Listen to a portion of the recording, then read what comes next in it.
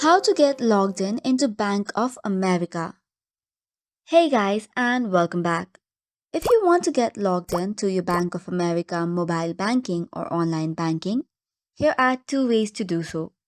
For the very first one, you can directly open Play Store or App Store and search for Bank of America mobile banking.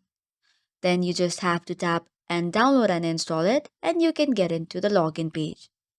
Likewise, the next step is to go to any of your preferred browser and search for bankofamerica.com. Tap on the login button on the top right corner. It will then give you another option to get the app. Just tap on it, select your device, and after that, you can either go to the Play Store and download, or you could just get it as a link on your phone number. However, if you just want to get logged in into the website, you just have to cross all of it, tap on login again, and tap on continue to login. This will now open the same structure as that of mobile banking, which is a place to give your credentials.